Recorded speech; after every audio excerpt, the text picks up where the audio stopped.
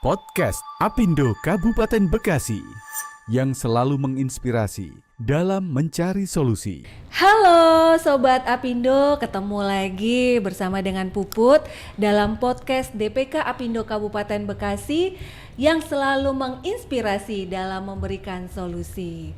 Nah Sobat Apindo, di sesi kali ini tentu saja kita akan berdiskusi hangat, ringan, namun mengedukasi dan juga menginspirasi. Sobat Apindo dimanapun berada, bagi sebuah perusahaan, happy employee, happy business adalah sebuah kebahagiaan. Dan tidak lepas dari yang namanya kompensasi benefit, di mana di dalam kompensasi benefit kita akan belajar banyak terkait dengan struktur skala upah.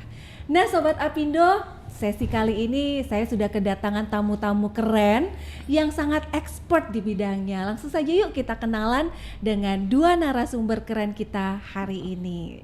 Yang pertama saya punya Pak Dr. Agus Rianto. Beliau adalah dosen, praktisi, dan juga narasumber di berbagai seminar terkait struktur skala upah. Dan yang kedua adalah Bapak Damsyar. Pak Damsyar, wah sudah malang melintang di dunia HR yang dua alam ya. Kita akan diskusi ringan, ngobrolin tentang struktur skala upah. Sobat Apindo, struktur skala upah apakah harus dilakukan? Apakah penting? Apakah ini hal yang strategis untuk kita sebagai praktisi HR menerapkan di perusahaan kita masing-masing? Langsung saja yuk kita diskusi dengan para narasumber kita. Halo Pak Agus. Baik. Pak Damsyar, apa kabar? Sehat. Kabar baik, alhamdulillah. Luar biasa. Selalu sehat. Pak Agus, Pak Damsyar. Saya yakin pasti teman-teman dari pengusaha maupun akademisi maupun praktisi kita ingin belajar banyak terkait apa sih yang namanya struktur skala upah. Walaupun ini adalah isu yang berdiri sejak gitu ya, tapi dari tahun ke tahun perubahannya sangat signifikan dan dinamis sekali. Pertanyaan yang pertama, apakah perusahaan itu wajib memiliki struktur skala upah? Silakan Pak Agus. Ya, baik. Terima kasih Bu Puput. Ini pertanyaan menarik sekali yang mungkin harusnya memang dipahami oleh seluruh manajemen lah.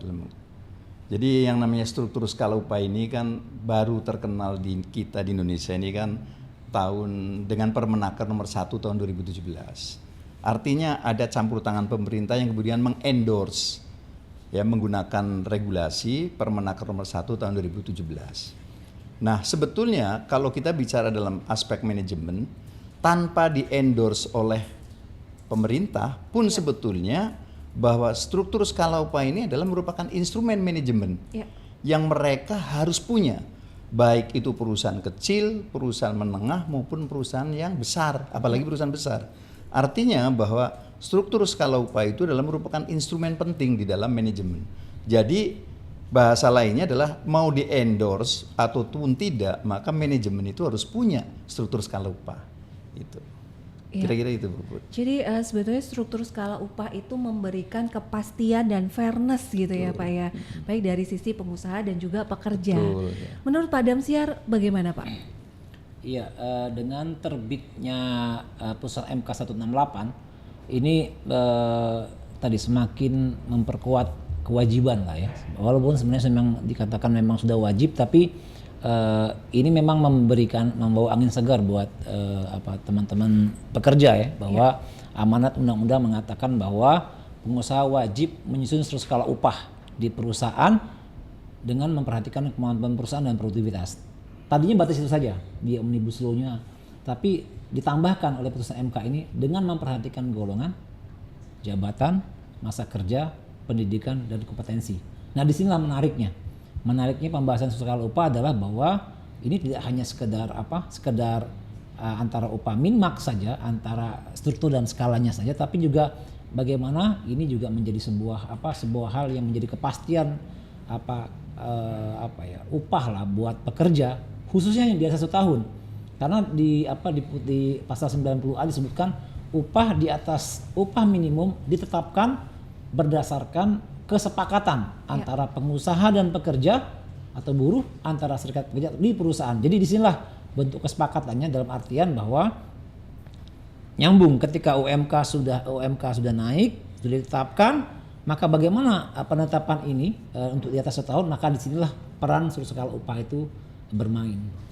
Ya, jika struktur skala upah ini memang wajib untuk perusahaan, kira-kira tujuan utama atau faktor utama perusahaan ini harus memiliki struktur skala upah. Kira-kira apa yang harus perusahaan miliki nih? Yeah. Baik Bu Put, jadi saya menambahkan juga apa yang disampaikan Pak Damsyar tadi, bahwa perusahaan harus punya itu, karena perusahaan itu kan harus ada aspek fairness lah ya. Artinya bahwa karyawan itu di perusahaan itu harus merasa nyaman, bahwa orang yang bekerja di sana, dia yang punya kontribusi yang seperti apa itu mereka akan dihargai.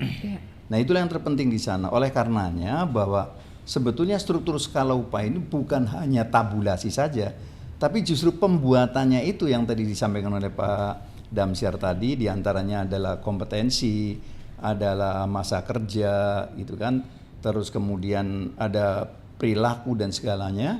Itulah merupakan sebuah proses dalam pembuatan struktur skala upah. Nah ini yang menarik adalah bahwa sesuai dengan Permenaker nomor 1 tahun 2017 tadi, bahwa di dalam pembuatan struktur skala upah ini kan memang yang pertama harus dilakukan itu adalah dengan melakukan job analysis dan job evaluasi, serta baru pembuatan tabulasinya tadi. Nah, job analysis dan job evaluasi ini penting karena di dalamnya juga termasuk mengukur yang namanya kompetensi, masa kerja dan sebagainya. Sehingga pada saatnya nanti ada orang yang bekerja dengan kontribusi yang maksimal, maka dia akan mendapatkan imbalan yang sesuai juga. Tapi jangan lupa bahwa harus sesuai dengan kemampuan perusahaan. Oleh karenanya bahwa struktur skala upah itu tidak akan sama pada setiap perusahaan. Baik walaupun itu misalnya perusahaan yang sama produknya maupun yang apalagi yang berbeda. Yang sama saja belum tentu harus sama, karena kemampuan perusahaan itu tentu berbeda-beda. Nah oleh karenanya yang penting bahwa struktur skala upah harus dibuat oleh perusahaan dengan mempertimbangkan tadi kemampuan perusahaan juga. Ya, dengan melihat perusahaan melalui proses apa? Proses yang dilakukan dengan mengukur kompetensi, mengukur kapasitas orang tersebut, sehingga pada saatnya nanti ada pattern. Ya, ada pattern yang telah dibuat. Nah, jadi endingnya nanti setelah dilakukan dua proses tadi, yang saya sering sebut itu ada aspek kualitatif dan kuantitatif. Ya, jadi aspek kualitatifnya adalah mengukur dari aspek manajemennya. Kemudian aspek kualitatifnya bicara tentang value-nya. Nah, itu digabungkan dalam satu tabulasi. Nah, di dalamnya adalah merupakan setelah jadi dua-duanya itu menjadi satu tabel, yang kemudian tabel itu adalah merupakan pattern.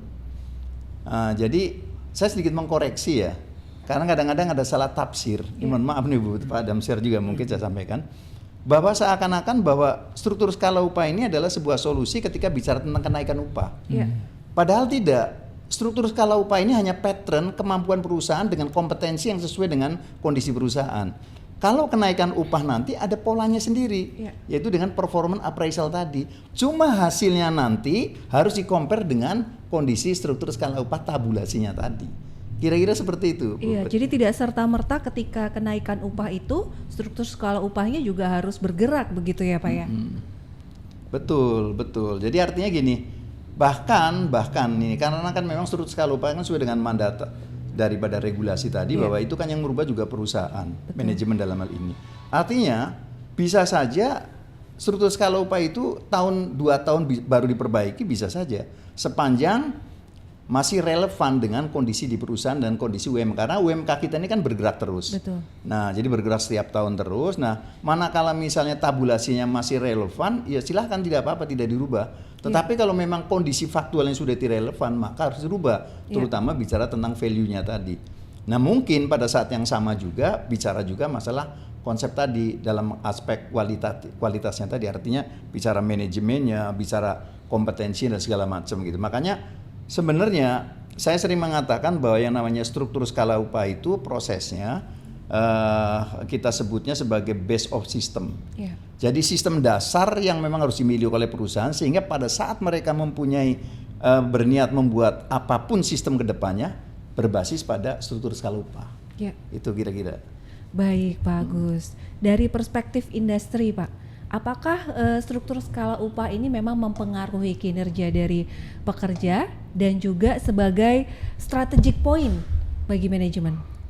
Iya, pasti karena ada dua sisi ya. Dari sisi kepentingan pengusaha, terus skala upah ini tentu berfungsi tadi sebagai pattern tadi, bagi pattern upah sehingga tujuannya sehingga tidak ada subjektivitas dalam penentuan upah. Karena biasanya kalau nggak ada skala upah, minta maaf nih ketika yang masuk orang ordal gitu, orang dalam akhirnya semena-mena itu menentukannya. Ini yang membuat kadang-kadang keresahan ya.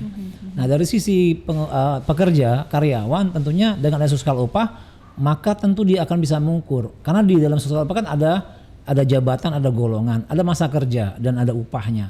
Maka tentu ini menjadi sebuah harapan bagi karyawan kalau saya pengen anggaplah gini, ketika saya pensiun kira-kira di usia 55 atau 58 misalnya, dia sudah bisa ngeraba kira-kira saya akan di golongan ini. Nah, ini yang penting buat dari sisi engagementnya lah ya, buat karyawan dia saya harus bisa ada kepastian karir. Ada kepastian karir ini yang sangat membuat dia bisa betah di itu. Karena kalau tidak ada kepastian karir itu maka tentu dia akan gampang keluar, gampang dibajak yang orang lain. Padahal kita sudah melatih dia menjadi profesional, tapi sudah jadi karena dia putus asa akhirnya ini. Nah, sehingga dengan adanya skala upah ini sebenarnya ini membawa angin segar lah ya kepada pada pengusaha tentu dalam hal ini agar ini menjadi sangat diperhatikan harusnya. Karena lagi-lagi kalau kita hubungkan sama UMK tadi ya, hiruk pikuk penetapan UMK selama ini ya karena tidak adanya skala upah akhirnya tidak ada pattern yang jelas, akhirnya teman-teman yang di atas 1 tahun ya menggunakan selisih UMK plus alfa plus menjadi sebagai isu untuk selalu mengatakan ini upah murah segala macam. Nah, tentu ini tadi sekali lagi setiap perusahaan tentu berbeda skala upahnya. Tapi dengan ini kenapa? Tapi kan ini akan menjadi cair. Kenapa? Ada kesepakatan. Makanya tadi disebutkan bahwa upah dan upah minimum itu berdasarkan kesepakatan. Jadi kita ketika ada skala upah kita nggak boleh iri. Kita nggak usah nengok perusahaan sebelahnya naik berapa ya yang sudah 5 tahun, nggak usah. Karena kita punya rule sendiri. Misalnya kalaupun toh kenaikannya di bawah UMK yang ditetapkan, why not, kita harus terima. Karena nggak sepakat gitu loh. Jadi oleh karena itu ini sebagai guidance buat pengusaha. Kalau ini tidak ditetapkan maka tentu akan sebenarnya bom waktu sih Mbak. Bom waktu kita akan kehilangan tenaga yang kompeten. Iya. Jadi ini sebetulnya di satu sisi bagi manajemen kita bisa menentukan proyeksi untuk kenaikan atau kue lah ya bagi perusahaan untuk mempersiapkan itu. Betul. Tapi dengan struktur skala upah yang kita mencoba buat dengan sangat sempurna, apakah ada kelemahan-kelemahan tertentu yang mungkin teman-teman Sobat Apindo juga bisa mempelajari? Kira-kira apa saja nih Pak kelemahan dari struktur skala upah itu? Ya, jadi gini, struktur skala upah ini kan memang regulasi yang ngatur. Jadi memang agak sulitnya itu regulasi ini kan lebih fix pada poin-poin tertentu. Nah memang kalau pembuatan struktur skala upah itu hanya berdasarkan regulasi yang ada, memang akhirnya menjadi kesulitan karena tidak akan memotret kondisi di perusahaan. Ada beberapa poin yang memang menjadi krusial ya. Contoh misalnya. Di dalam proses pembuatan struktur skala upah itu ada tabulasi, di mana barisnya, kolom sudah permanen, barisnya itu biasanya dibuat untuk golongan, itu kalau di regulasi itu kan diharapkan di bawah dengan 10. Ya. Tetapi kenyataannya kalau itu yang dilakukan, maka akan terjadi kondisi yang jomplang, artinya jomplang itu dalam pengertian yang tidak seimbang. Anomali. Anomali begitu, sehingga begitu selesai dibuat, kemudian di-compare dengan kondisi pengupahan yang ada di perusahaan, daftar gaji di perusahaan akan menjadi confused. Ya, karena memang ada yang tidak sesuai. Ada orang yang golongan 1 kemudian dengan standar gaji yang mungkin akan lebih tinggi sekali. Oleh karenanya di dalam proses pembuatan struktur skala upah itu, di samping kita berbasis pada regulasi itu, tentu ada kajian juga yang tentunya harus ada modifikasi, tetapi masih berbasis pada saintifik. Contoh misalnya, dengan menggunakan misalnya model-model misalnya penghitungan, kita menggunakan slope, maka slope-nya itu misalnya kemiringannya itu nilainya berapa, itu memang kita harus rasionalkan. Dengan cara apa? Dengan cara ditambah barisnya. Oleh karenanya saya harus sampaikan bahwa pada poin di mana baris itu harus di bawah 10, apalagi disarankan, regulasi tidak mengatakan harus, disarankan di bawah 10. Ternyata kalau itu dipakai memang sulit, maka dalam prakteknya sebaiknya memang di atas 10 baris. Supaya apa? Supaya nanti slope-nya itu landai. Nah, dengan slope-nya landai itu nanti realistis. Artinya apa? Kenaikan upah yang memang dimiliki kemampuannya perusahaan itu akan terjangkau. Tapi kalau itu tidak terjangkau nantinya, kalau hanya 8 atau di bawah 10. Nah, itulah makanya yang perlu dipahami oleh teman-teman juga di perusahaan, apabila mau membuat struktur skala upah itu memang harus terjemahkan dengan cara yang lebih bijak, tetapi jangan liar juga. Artinya jangan liar itu begini, ya udah tanpa sebab musabab ditaruh aja angka sekian, itu nggak bisa. Nah, kira-kira kalau bicara tentang value-nya, karena nanti kan value itu kan berbasis pada kondisi golongan tadi. Nah, golongan itu di dalamnya ada beberapa aspek yang sudah diukur, ya kan, dari kompetensi, masa kerja, segala macam, pendidikan, ya kan, itu kan ada di dalamnya semua. Dan setiap jabatan sesuai dengan job desk-nya, maka sudah ada job spesifikasinya, ya kan. Job spesifikasi itulah yang nanti dibuat dasar untuk membuat job evaluasi tadi. Nah, itulah makanya disarankan untuk perusahaan yang karyawannya, perusahaan-perusahaan besar kan karyanya lebih dari 100 lah ya, 200, 300, itu menggunakan dengan metode point factor. Nah, tujuannya adalah supaya lebih fairness. Kalau menggunakan ranking maka menjadi sulit, karena apa? Ranking itu kan didasarkan dengan subjektivitas, ya kan, subjektivitas. Jadi tidak bisa dengan matriks subjektivitas itu akan mendapatkan angka yang fair, itu tidak bisa. Maka yang tepat itu adalah dengan menggunakan tadi point factor. Dengan point factor itu maka semua terukur. Orang yang punya jabatan tertentu, orang yang lebih rendah atau lebih tinggi itu punya kontribusi sesuai dengan job desk tadi, maka dia punya imbalan yang sesuai tadi. Dan kemudian perusahaan setelah punya tabulasi itu menjadi jelas, gamblang. Saya punya kemampuan untuk membayar orang sekian. Dan yang lebih mudah lagi adalah ketika mereka melakukan rekrutmen dengan posisi yang jelas di sana, kita udah punya standarnya. Kemampuan kita itu di minimumnya berapa, middle-nya berapa, maksimumnya berapa untuk jabatan supervisor lah, katakanlah seperti itu. Sehingga ketika kita merekrut orang, ya kita tinggal bermain di area itu. Setelah kita melakukan assessment, orang tersebut kira-kira sesuai dengan job desk yang ada, masuk di kategori mana? Apakah dia masuk ke middle-nya? Kalau misalnya dari sisi kompetensi yang dia miliki sudah hampir mendekati sesuai dengan standar jabatan yang ada di tempat kita, maka mungkin kita naikkan menjadi middle sampai ke high-nya. Kira-kira seperti itu. Nah, jadi memudahkan sekali untuk supaya manajemen itu bisa mengasih gambaran seperti itu. Nah, yang kedua, bahwa tadi disampaikan oleh Pak Damsyar, menghilangkan subjektivitas. Karena yang zaman dulu sampai sekarang mesti terjadi ya Pak, itu kan memberikan upah itu kan, kenaikan itu kan subjektivitas sekali. Betul. Jadi like dislike-nya itu sangat kental sekali. Bahkan beberapa kali saya menjadi konsultan di perusahaan, itu ada ekspatriat juga yang minta orang ini harus lebih tinggi gitu loh. Nah, kalau lebih tinggi ya mesti diukur dengan kompetensinya dia. Saya sarankan, dan juga sesuai dengan kebutuhan. Kita bisa membuatkan seperti itu saja, tapi relevan tidak. Kira-kira seperti itu. Nah, ini yang memang artinya sebetulnya fungsinya struktur skala upah itu adalah menghilangkan subjektivitas supaya proses untuk pemberian kompensasi itu sesuai dengan kontribusi mereka terhadap perusahaan. Itu kira-kira. Iya, jadi sebetulnya untuk perusahaan yang sudah memiliki struktur skala upah, persentase kelemahannya cukup kecil ya Pak ya? Cukup kecil ya. Cuman tadi saya sampaikan bahwa di dalam proses tadi kalau kita mengikuti regulasi pembuatannya saja, tetapi ketika sudah jadi dan dibuat dengan cara yang baik, maka sangat kecil kemungkinannya kita itu ada less-nya itu sedikit lah ya. Artinya semua sudah terarah di sana. Bahkan kalau nanti kalau sesuai dengan prosesnya itu kan kita sudah masukkan ke Excel. Ya. Itu kan kita sudah rumuskan. Kalaupun kita kenaikan upah ya, sepanjang tidak ada perubahan loh, perubahan di job desk-nya maupun perubahan standar kompetensinya. Itu kita tinggal masukkan, kita mainkan saja angka UMK kita masukkan, selesai akan bergerak semua. Iya. Akan bergerak semua. Jadi tabulasinya tinggal kita masukkan UMK yang baru sekarang, masukin karena udah selesai semuanya. Iya. Jadi kalau itu dijalankan, ya kelemahannya sedikit, tetapi manfaatnya lebih banyak. Tetapi dengan catatan Pak, manajemen komitmen dengan itu dan dipahami oleh semua orang, terutama adalah di jajaran manajemen itu paham untuk itu, supaya tidak ada miss kira-kira seperti itu. Iya, baik. Gitu, Pak.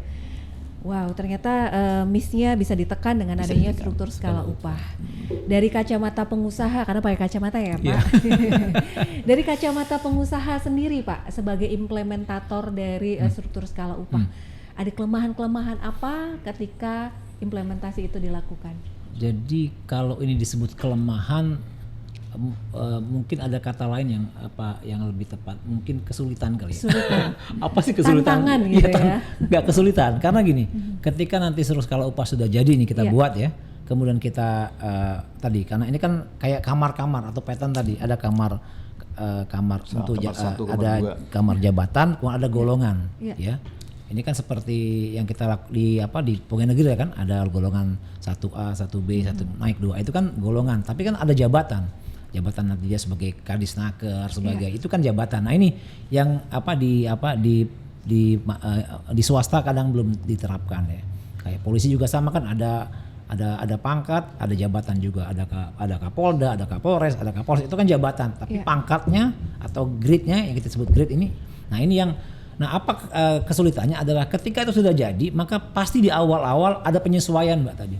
Karena selama ini kita menggunakan mungkin skala upah yang asal-asalan, ketika ditaruh ternyata ada gaji yang sebenarnya aktualnya mungkin dia ada di leader gitu ya. Tapi ketika sudah jadi, kita susun berdasarkan tadi job grading lah ibaratnya, entah dengan compensation factor atau 2 point factor, dia bisa saja naik ke otomatis ke golongannya karena kan struktur skala upah ini berdasarkan gaji pokok. Jadi yang dianalisa adalah gaji pokoknya. Ternyata gaji pokok dia tinggi, tapi di struktur yang sekarang, yang current kondisinya dia masih di leader, tapi setelah dibuat dia dinaikkan menjadi supervisor. Nah, kadang-kadang penyesuaian inilah yang menimbulkan ada tambahan biaya. Nah, di situ kadang-kadang perusahaan suka nggak siap. Itu kesulitannya. Ya. Kemudian kalau dari sisi pekerja, kenapa mereka sangat mendorong adanya susu ini adalah mereka, karena dengan adanya susu itu Mbak, ada kenaikan yang tidak hanya mengandalkan kenaikan UMK. Karena kan selama ini ya pekerja itu kan hanya mengandalkan ya udah UMK naik, upah naik, tapi sebenarnya dengan struktur skala upah yang bagus nanti berdasarkan tadi ada jabatan, ada golongan, ada pendidikan, ada masa kerja, ada kompetensi, maka itu akan ada kemungkinan kenaikan golongan yang otomatis kalau kenaikan golongannya dia naik, maka otomatis upah pokoknya naik. Jadi mungkin saja ya akan ada kenaikan. Itu yang kadang-kadang pengusaha nggak siap karena sudah budget tambahan. Nah, tapi kan sekali lagi semua itu harus terukur. Makanya yang paling penting adalah bagaimana cara membuat skala upah yang baik tadi. Itu yang paling penting. Dan karena skala upah ini ketika sudah jadi, dia harus disosialisasikan. Pertama dia harus direview setiap tahun ya. Maksudnya direview itu melihat apakah ini masih sesuai atau tidak. Kemudian disosialisasikan supaya karena itu tahu sekarang Anda di kamar ini loh, di golongan 2A dengan jabatan mungkin sub leader atau leader. Nah, sehingga Pak kira-kira kalau saya mau 5 tahun lagi saya di mana Pak? Kalau dia normal dengan memenuhi kriteria syarat administrasinya, misalnya dia penilaiannya A terus, maka mungkin dia bisa dipromosikan, kenaikan golongan atau nanti ada kenaikan jabatan. Karena yang perlu diperhatikan adalah ketika golongan naik, maka otomatis gaji pokoknya naik. Ya, tapi ketika jabatan naik, maka yang berubah hanyalah tunjangan jabatan.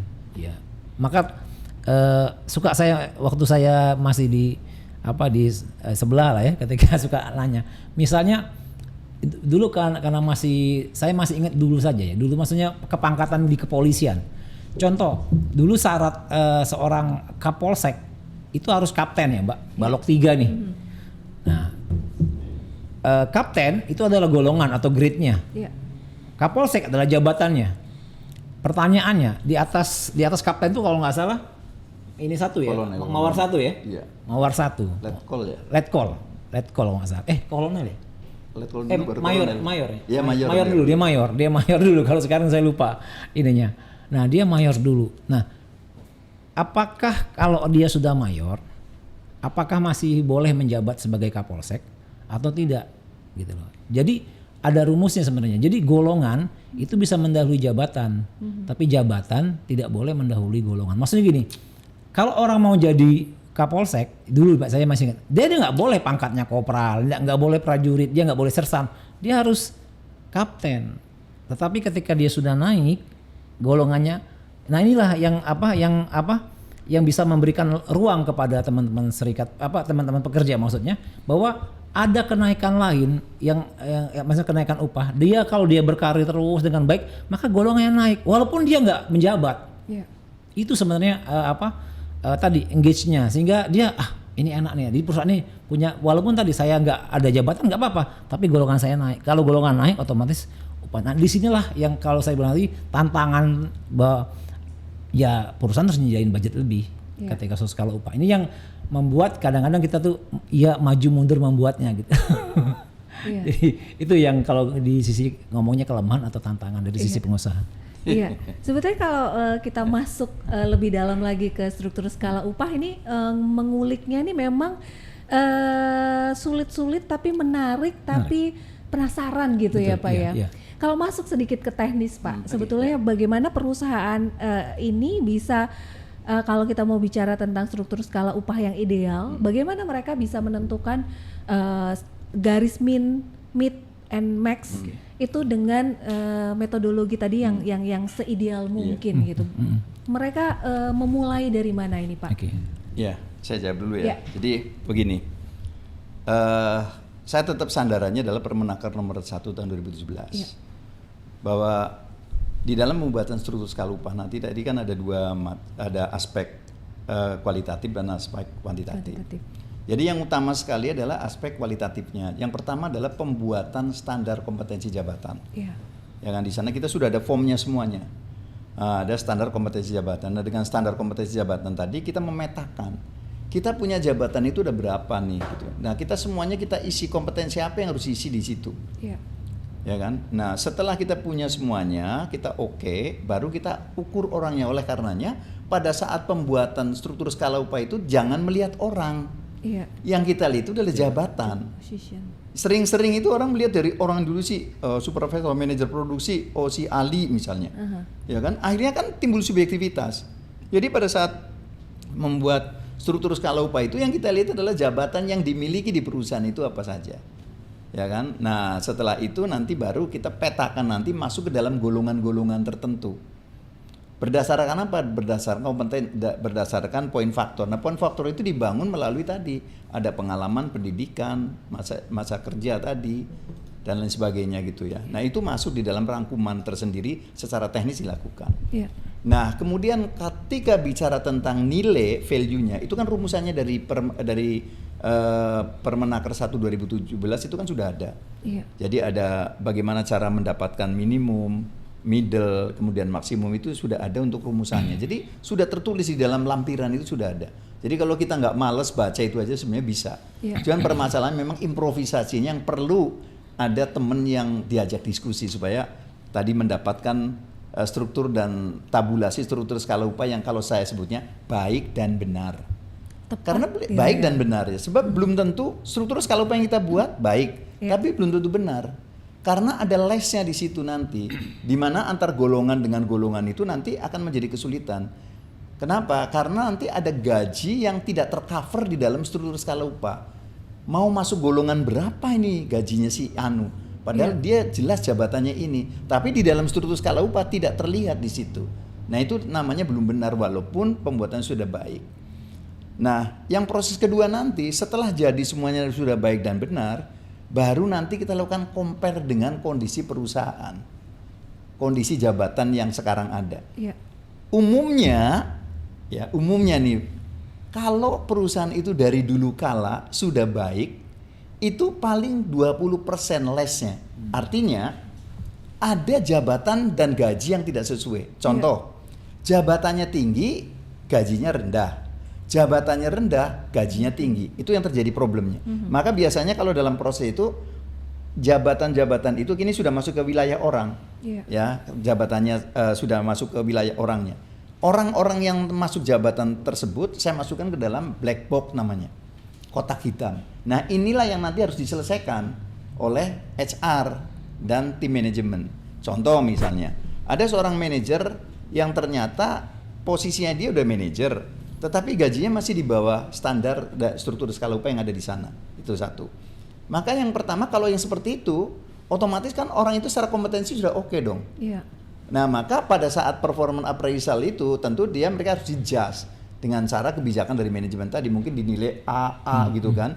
Sehingga nanti akan segera masuk atau mungkin dengan instruksi dari top manajemen untuk langsung dipromosikan atau dinaikkan gajinya, kan sangat mungkin sekali. Instrumen itu bisa dilakukan. Tetapi yang sulit adalah ketika gajinya tinggi tapi posisinya dia itu sesungguhnya rendah. Ini karena tadi ada subjektivitas. Nah, kira-kira begitu. Maka setelah kita punya struktur skala upah, hal pertama yang harus dilakukan, dipilah-pilah dulu yang masuk ke black box tadi, itu langsung kita selesaikan dengan cara apa? Dilakukan asesmen ulang. Dilakukan asesmen ulang sesuai dengan standar kompetensi jabatan di tempat kita. Nah, si A, si B semua, kalau mereka sudah lulus semuanya, baru kita bicara bagaimana memberikan value-nya tadi. Apakah mau di-adjust secara berkala, ataukah mau di-adjust atau mau diturunkan? Kalau diturunkan gaji kan nggak mungkin. Ya, misalnya ada orang yang posisinya rendah tapi gajinya tinggi, dia dinaikkan golongannya, misalnya kebetulan usianya misalnya sudah cukup, agak sulit kan? Ya paling-paling mungkin ya kalau menurut saya ditunggu sampai dia pensiun kan, kira-kira begitu. Tetapi ini adalah sebuah alternatif yang memang inilah perannya HR menjadi sangat strategik di situ. Harus mampu menerjemahkan dan menyelesaikan itu dengan baik. Kira-kira seperti itu. Nah, oleh karenanya bahwa sebetulnya ketika kita membuat struktur skala upah ini sekaligus mengukur tingkat subjektivitas perusahaan yang sudah berjalan sekian tahun seperti apa. Kalau perusahaan memang sudah rusak dari zaman dulu kala, dalam tanda petik, setiap penilaian itu dilakukan dengan cara subjektif, maka perbedaannya itu akan menjomplang mungkin di atas 50%. Ya, antara struktur skala upah yang sudah jadi dibandingkan dengan kondisi faktualnya, perbedaannya itu bisa 50-60%. Artinya memang perusahaan itu sudah rusak dari zaman dulu kala. Artinya ketika memberikan gaji upah itu secara subjektif. Nah, itu saya harus mengatakannya begitu. Nah, itu Mbak. Baik, kalau dari sisi perusahaan Pak, tadi karena Bapak adalah sebagai implementator yang melakukan gitu ya, bagaimana merumuskan key factor itu tadi Pak? Iya, jadi ada dua, ini bisa ditinjau dari dua, bukan ditinjau, artinya ada dua hal yang kita harus bedakan. Yang enak itu adalah buat perusahaan yang belum punya skala upah, itu lebih gampang, ya. Kan kalau ngomongin idealnya bagaimana sih cara membuat skala upah? Tentu ini berawal dari ketika perusahaan itu didirikan. Ketika saya mau buat oncom misalnya, maka kan saya butuh apa nih? Ya, berapa departemen saya butuhkan untuk membuat oncom itu. Kemudian isi departemen itu apa saja yang dibutuhkan, ya. Kayak misalnya kalau kita mau membuat bangunan, tukang bangun kan ada mulai dari desainernya, ada mandornya, ada tukangnya, kan ya, ada keneknya. Nah, itu kan banyak hal. Nah, itu lebih gampang, Mbak. Nah, apa sih yang kita harus lakukan setelah itu kan? Kita harus ukur. Nah, kalau saya suka pakai compensable factor, ya, mirip-mirip sama poin faktor yang tadi Pak Dr. Agus sampaikan. Apa yang dinilai itu pertama adalah ketika kita sudah punya jabatan, ya. Nah, ini kan kita membandingkan. Contoh misalnya, apakah manajer di quality control, manajer QA, quality assurance itu sama dengan manajer HR? Ini kan kalau kita nggak punya struktur skala upah, kita pasti akan memberikan gaji pokok yang sama, udah sama aja. Nah, tapi kalau kita uji lagi, kita tarik lagi dengan kita artinya coba melakukan penilaian. Apa yang dinilai pertama adalah keterampilannya. Keterampilan itu nanti ada 35% bobotnya. Apa yang dinilai? Pertama kemampuan teknisnya, kemampuan manajerialnya, dan interpersonalnya. Kemudian masuk lagi ke dalam effortnya, usahanya, itu 30% menyumbang ya. Ada dari sisi mentalnya, arti mentalnya yang dibutuhkan untuk menjabat dudukan itu seperti apa, kemudian kemampuan fisiknya, daya tahannya, kemudian juga tekanan waktu. Jadi dia deadline-nya itu ketat atau enggak. Nah, itu 30%. Kemudian yang 30% lagi sisanya tadi kan keterampilan 30%, kemudian effort atau usaha itu 30%, 65%. Nah, 35%-nya adalah responsibility, tanggung jawabnya. Apa yang dilihat itu pertama tanggung jawab terhadap pencapaian hasil kerja, tanggung jawab dia untuk mengurus seberapa besar aset yang ada di dalam tanggung jawabnya dia, yang dia harus jaga, kemudian berapa banyak tanggung jawab dia ke bawahannya, berapa banyak bawahannya. Nah, kita lakukan penilaian itu, Mbak. Nah, sehingga nanti akan ada bobotnya masing-masing, baru ketahuan oh ternyata manajer QA itu misalnya itu lebih besar poinnya ketimbang manajer HR misalnya, maka otomatis dia akan gajinya lebih gede. Itu yang disebut dengan fairness-nya itu.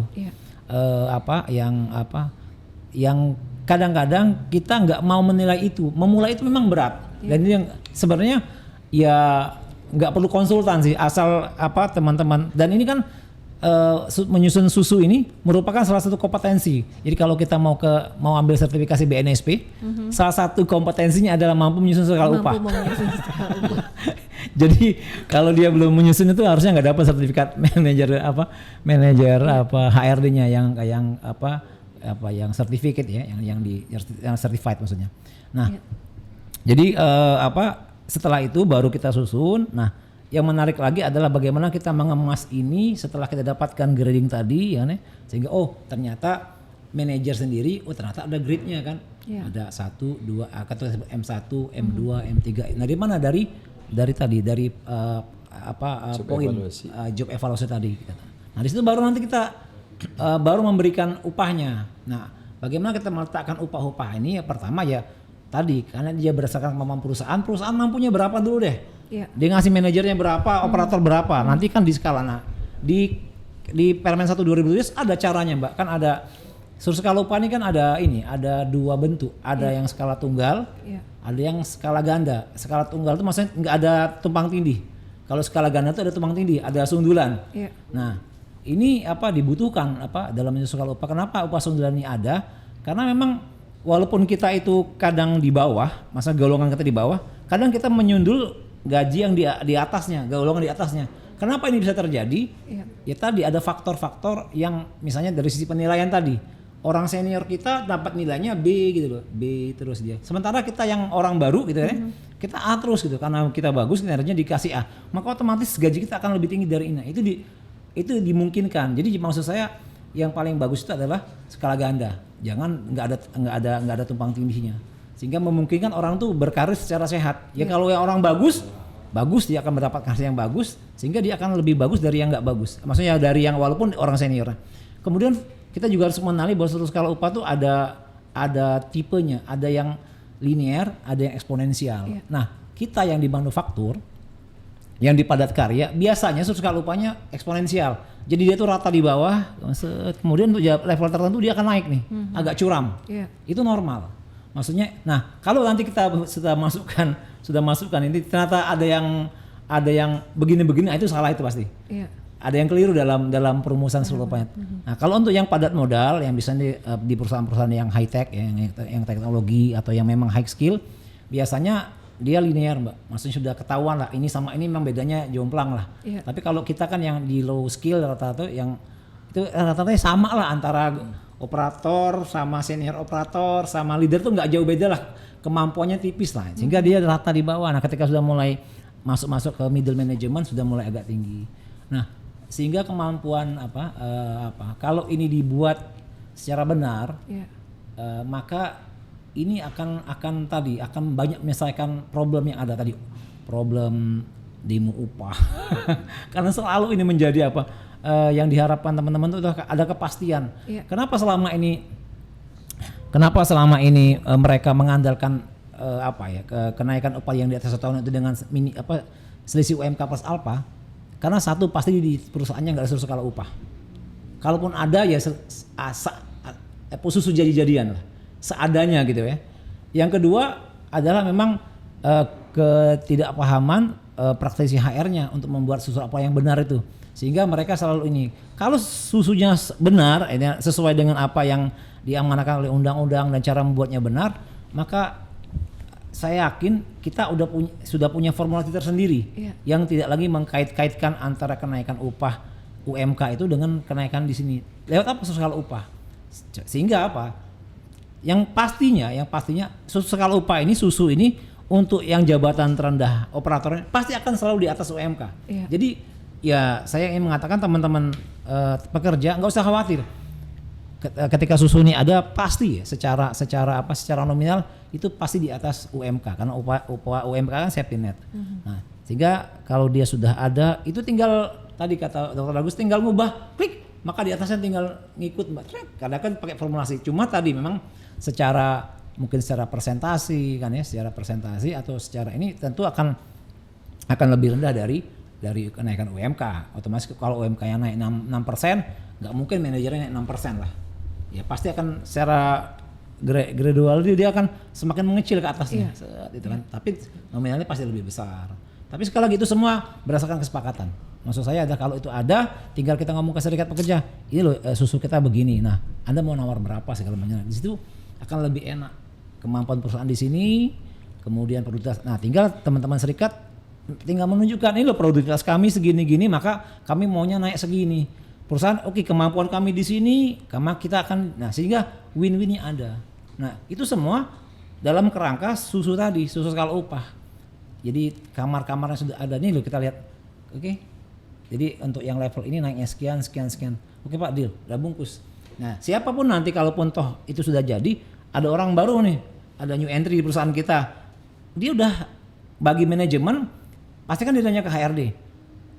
Itu tuh orang produksi butuh supervisor, dia sudah pengalaman 5 tahun, di tempat yang lama dia gajinya segini. Kalau di kita berapa? Kita tinggal buka aja. Iya kan? Oh di sini kamarnya. Udah, sehingga tadi subjektifnya hilang. Oke, mau nggak? Jadi kita nanti pas offeringnya HR juga nggak ngawur-ngawur, ada. Tapi makanya kenapa butuh kita skala? Kan struktur itu kan dari mulai manajernya atau GM-nya sampai ke operator itu kan struktur. Skalanya adalah range di antara golongan itu. Nah, disitulah tentu kita ada negosiasinya. Jadi tetap ada negosiasi, tapi nggak ngawur banget. Kalau itu nggak ada, maka pasti akan melenceng kemana-mana. Ini merusak hubungan industrial yang ada, Pak. Kalau nggak ada struktur skala upah ini. Iya, jadi salah satunya toolsnya adalah memiliki struktur skala upah gitu ya Pak ya. Tapi dengan cara tadi yang paling krusial itu menggrading tadi. Membandingkan antar golongan itu apakah tadi keterampilannya, effortnya sama responsibilitasnya sama atau enggak.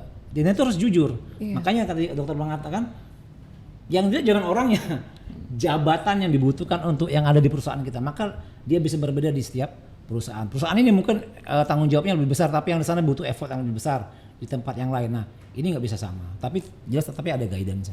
Iya. Bicara tentang upah selalu hangat ya dan menarik gitu ya. Saya boleh silakan. Gini, saya sedikit meluruskan saja yang disampaikan tadi. Takutnya nanti ada persepsi yang berbeda. Bahwa struktur skala upah itu memang adalah pattern. Nah, banyak perusahaan yang membuat struktur skala upah itu digabung dengan performance appraisal. Tentang kenaikan upah. Ini yang akhirnya menjadi confuse, menjadi sulit. Jadi kalau saran saya kalau mengikuti Permenaker 1 tahun 2017, sebaiknya struktur skala upah ini dibuat secara objektif khusus menjadi pattern saja. Kalau bicara kenaikan upah nanti, kan kita punya performance appraisal system yang memang kita sudah didasarkan kepada pertama kompetensi, yang kedua adalah KPI. Ya dua itu dipakai, itulah makanya saya bilang bahwa yang namanya struktur skala upah itu adalah base of system. Sehingga tabelnya nanti tidak dicampur, menjadi confuse nantinya. Ya kan menjadi confuse. Jadi biarkan struktur skala upah itu adalah milik perusahaan yang menjadi guidance, menjadi pattern. Oh ya kalau jabatan supervisor tahun ini itu sekian, minimum sekian, middle sekian dan selanjutnya gitu. Dan itu sudah dibuat sesuai dengan kemampuan perusahaan dan standar kompetensi yang ada di perusahaan tersebut. Nah kemudian ketika bicara tentang performance appraisal tadi ada kenaikan upah, ya UMK naik dan perusahaan harus melakukan kenaikan upah juga untuk karyawan di atas 1 tahun, ya itu kan ada sistemnya sendiri, yaitu dengan menggunakan tadi performance appraisal system yang berbasis pada kompetensi dan KPI, dan itu ada. Nah setelah itu nanti baru kita lihat, oh masih masuk. Kalau misalnya orang tersebut sudah harus melewati angka yang di struktur skala upah, maka orang itu berarti memang harus naik golongan, ya kan, naik golongan. Nah ketika naik golongan itu lihat standar kompetensi golongan yang dinaikkan.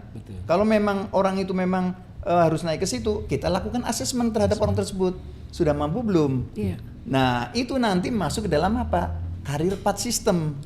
Itulah makanya struktur skala upah, performance appraisal system, kemudian ada career path, itu sangat berdampingan gitu loh. Jadi nanti ketika kita sudah melakukan assessment dengan oh ini dia sudah cukup kompetensinya untuk masuk jabatan ini, maka kita taruh nanti pada posisi yang katakanlah waiting list lah ya.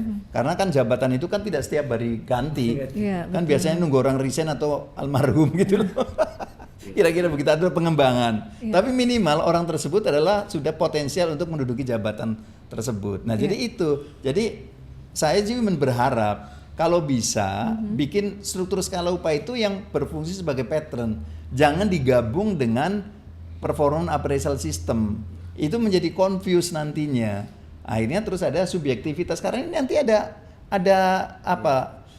hole yang memang nantinya akan menjadi kesulitan.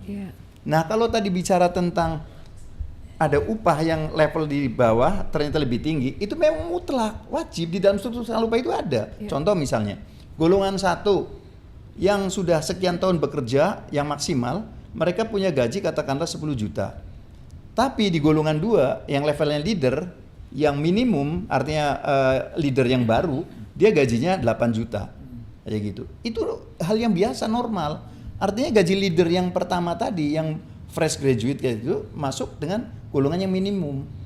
Dan itu memang kenormalan di dalam struktur pembuatan upah di dalam perusahaan. Masih dalam skalanya kan? Iya, sebab kalau nanti tidak seperti itu, bahkan itu yang saya katakan tidak benar. Contoh misalnya, golongan 1 upah minimum dari UMK sampai dengan 7 juta. Oke. Artinya golongan yang high, yang golongan 1 yang high-nya 7 juta. Golongan 2 dibuat misalnya 8 juta. Oke? 8 juta sampai 10 juta. Pertanyaannya, ketika ada orang gajinya 7,5 juta, masuk di golongan mana?